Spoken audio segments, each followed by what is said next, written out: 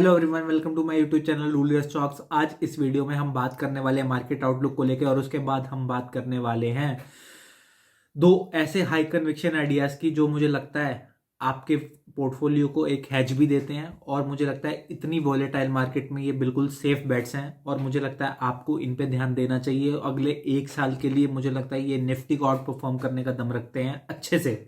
तो इसलिए मुझे लगता है जहां पर वैल्यूएशन इतनी स्ट्रेच है, आपको थोड़ा बहुत हेज भी अपने पोर्टफोलियो में रखना चाहिए। हालांकि मिड कैप्स और स्मॉल कैप में अभी हम ज़्यादा ध्यान दे नहीं रहे हैं, क्योंकि रीजन बिंग मुझे अभी वैल्यूएशन का कंफर्ट वहां पे नहीं आ रहा है।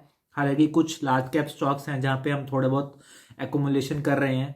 And again this is not an investment advice. कोई भी डिसीजन ले फाइनेंशियल वजह से पूछ कर लें। Now let's begin with the market outlook. लगातार पिछले कितने समय से हम आपको दो चीजों के लिए लगातार हम आपको सचेत कर रहे हैं कि इनमें आपको थोड़ा कॉशियस रहना चाहिए। सबसे पहले पीएसयू स्टॉक्स, और उसके बाद मिड कैप और स्मॉल कैप, क्योंकि दोनों में वैल्यूएशन बहुत स्ट्रेच है। मुझे नहीं पता था पीएसयू की जो ये रैली चल रही थी पागलपन वाली रेलवे की, ये कहाँ तक एंड होगी। लेकिन जहां पे भी अर्निंग्स थोड़ी भी खराब आएंगी रेलवे स्टॉक्स में, जहां पे वैल्यूएशन इतनी स्ट्रेच है, वहां पे आपको धुलाई पिटाई देखने को मिलेगी, जैसे कि आज आपको देखने को मिली। हालांकि अगर आपने कोई भी लेवरेज पोजीशंस रख रखी हैं तो वो तो फंस चुकी हैं आज बहुत लोगों की। तो आपको ऐसे मार्केट में कभी भी लेवरेज लेके पैसा नहीं लगाना चाहिए, खासकर तब जहां पे फंडामेंटली बिल्कुल मार्केट में वैल्यू नहीं है। सिर्फ और सिर्फ क्योंकि फोमो का शिकार होकर आप उसमें बाइंग करेंगे तो हो सकता है आप ऊपर में फंस जाएं। काफी लोग फंसे होंगे, लेकिन मुझे लगता है अगर मैं ये नहीं कह रहा इसके बाद ही ऊपर नहीं जा सकता, लेकिन हो सकता है लंबे समय तक आपको फंसा फील हो, क्योंकि अगर वो भाव आने वाले टाइम में नहीं आए तो आपकी कैपिटल काफी लंबे समय तक फंसेगी। तो इन चीजों का ध्यान रखें। हालांकि ओवर वैल्यूड है, मैं अभी दोबारा कह रहा हूँ, पीएसयू स्टॉक्स मुझे तो समझ आ नहीं रहे हैं, और उसके बाद मिड कैप और स्मॉल कैप भी हम ज्यादा ध्यान दे नहीं रहे हैं, क्योंकि 85% ऑफ द स्टॉक्स या तो ओवर वैल्यूड है, फेयरली वैल्यूड है। हम पहले भी इसके ऊपर बात कर चुके हैं।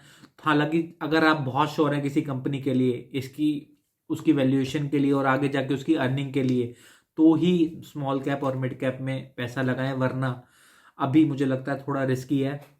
अगेन मैं सबसे पहले मैं बैंक से स्टार्ट करना चाहूंगा। बैंक से रिजल्ट आया, हमने एचडीएफसी बैंक पे सबसे पहले वीडियो बना दी थी कि एचडीएफसी बैंक के रिजल्ट खास नहीं है जिस दिन आए थे, और अगले दिन एक अच्छा वाला फॉल उसमें आ सकता है, और फॉल आया भी। लेकिन हमने ये एंटिसिपेट नहीं किया था कि इतना भयंकर फॉल होगा। अगले 5-6 दिन तक लगातार एचडीएफसी बैंक में फॉल होता रहेगा। मुझे लगता है जो कि लॉन्ग टर्म इन्वेस्टर है, हालांकि रिजल्ट खराब थे नो डाउट, लेकिन मुझे लगता है इतने भी खराब नहीं थे जितना एचडीएफसी बैंक को पीट दिया गया। मुझे लगता है जो लोग की लॉन्ग टर्म के इन्वेस्टर हैं, आज 1430 के आसपास आई थिंक ट्रेड कर रहा है एचडीएफसी बैंक। आपको अगर अगर आप ऊपर के भाव पर भी हैं, 1480 1500 इस भाव पे भी अगर आपने ले रखा है, आपको एक स्ट्रेटेजी अपनानी पड़ेगी। हर महीने 5000 इसमें डालने पड़ेंगे टिल द टाइम ये आपकी कॉस्ट के नीचे है। मुझे यहाँ पे वैल्यूएशन कंफर्ट मिल रहा है। आज पर्सनली मैंने भी एचडीएफसी बैंक के काफी शेयर अपने पोर्टफोलियो में ऐड करे हैं, जो कि मुझे लगता है वैल्यूएशन का कंफर्ट दे रहा है। दिग्गज नाम है, ठीक है, इस बार प्रोविजन बढ़े थे, इस वजह से थोड़े रिजल्ट्स में डेंट पड़ा है, और मुझे लगता है आगे जाके डाउन द लाइन आगे जाके या 2 या 3 क्वार्टर के बाद एचडीएफसी बैंक भी काफी अच्छा करने लगेगा, और वैल्यूएशन इस वक्त बहुत कंफर्टेबल है। मुझे लगता है आप इसमें जाके ध्यान दे सकते हैं। अगेन कोई भी बाइंग या सेलिंग रिकमेंडेशन हमारी तरफ से नहीं होती है। और उसके बाद मैं बात करना चाहूंगा आईडीएफसी फर्स्ट बैंक के बारे में। हमने आपको पहले ही बता दिया था कि इस बैंक के रिजल्ट अच्छे नहीं आएंगे। हालांकि अगर आप प्रॉफिट ग्रोथ को देखेंगे तो आपको लगेगा यार 19% की प्रॉफिट ग्रोथ है, बट वो है नहीं। अगर आप ईपीएस देखेंगे ना, ईपीएस में सिर्फ 4% की ग्रोथ है। ऐसा क्यों हुआ मैं आपको बताता हूँ। सपोज आज मैंने एक 5 लाख रुपए अपनी कंपनी पर लगा रखा है, और दूसरा मैं अपना पार्टनर ले आया, उसने भी 5 लाख रुपए लगाए हैं। अब मेरा प्रॉफिट था 50 करोड़, ठीक है। अब अगले साल मेरा प्रॉफिट हो गया 90 करोड़, लेकिन अब जो इक्विटी थी पहले 5 लाख की थी, अब वो हो गई इक्विटी 10 लाख की। तो ओवरऑल ईपीएस में तो डी ग्रोथ ही आई है ना, कोई ग्रोथ नहीं आई है। यही आईडीएफसी फर्स्ट बैंक के साथ हुआ है। 3000 करोड़ की उन्होंने इक्विटी रेज करी है इस साल, जिसकी वजह से आपको लग रहा होगा प्रॉफिटेबिलिटी तो बढ़ गई, लेकिन ईपीएस डिल्यूटेड ईपीएस में खास ग्रोथ नहीं आई है। यही सबसे बड़ा रीजन था। और सेकेंडली हर बैंक के साथ इस पर प्रॉब्लम क्या रही है, प्रोविजन बढ़कर आ रहे हैं, स्लिपेजेस का प्रॉब्लम बढ़ रहा है, और मार्केट इस वक्त बिल्कुल भी कुछ भी नेगेटिव अगर दिख रहा है तो लगातार उसमें धुलाई पिटाई हो रही है उस शेयर में। आप इंडसइंड बैंक को देखें, सिर्फ स्लिपेजेस थोड़े बढ़ के आए, उसका क्या रिएक्शन मार्केट ने दिया। और मुझे पर्सनली इतना नहीं लग रहा था कि इतना ज्यादा रिएक्शन देगी। हालांकि ये तो पक्का था कि रिएक्शन तो आएगा, क्योंकि जिस वैल्यूएशन पे आज सब कुछ मार्केट में ट्रेड कर रहे हैं, यहाँ पे गलती की गुंजाइश है नहीं। तो इस हिसाब से आपको मार्केट को देखना चाहिए। और हालांकि एचडीएफसी बैंक का भी एक अट्रैक्टिव यहाँ से बाय लगने लगा है। हालांकि आईसीआईसीआई बैंक के रिजल्ट ठीक थे, लेकिन कुछ ऐसा नहीं था कि तोड़ फोड़ नतीजे आईसीआईसीआई बैंक ने भी डाले हों। वहां पे भी एनपी हल्के से बढ़ के आए। Again provision quarter on quarter आप देखेंगे तो उन्होंने भी बढ़ाए आईसीआईसीआई बैंक ने। तो बहुत इंप्रेसिव नंबर तो नहीं थे, हालांकि बाकी बैंक से आप कंपेयर करेंगे तो आपको नंबर ठीक लगेंगे, तो उस हिसाब से आपको इसको देखना चाहिए।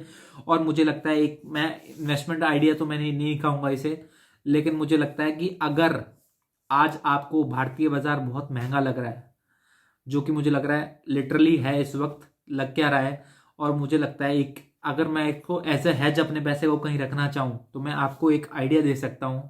आज आप देखते होंगे हांगकांग का बाजार 9:30 टाइम पे ट्रेड कर रहा है और इंडिया का बाजार ट्रेड करता है 22 के पीई पर। अगर आप उस हिसाब से देखेंगे तो वैल्यूएशन गैप बहुत ज्यादा है। मुझे लगता है आप कुछ टाइम से ऑब्जर्व भी कर रहे होंगे, काफी टाइम से एफआईआई का आउटफ्लो आ रहा है इंडियन मार्केट से, और वो पैसा जाएगा कहाँ, पॉइंट ये है। और मुझे क्या लगता है वो पैसा जाएगा चाइना और हांगकांग के बाजार में, जो कि बहुत अट्रैक्टिव वैल्यूएशन पे इस वक्त ट्रेड कर रहे हैं, जो कि सिर्फ 9:30 के पी पर हांगकांग का इंडेक्स हैंगसेंग इंडेक्स आज ट्रेड कर रहा है। मुझे लगता है आपको वहां पर अगर आप 1 लाख रुपए इन्वेस्ट करना चाहते हैं, 50,000 रुपए आज की डेट में लगा दें हाल, और उसके बाद हर फॉल में 5,000 की एसआईपी आप उसमें जारी रखें टिल द टाइम वो आपकी कॉस्ट से नीचे है। और मुझे लगता है इस साल काफी अच्छा रिटर्न वो आपको दे सकता है।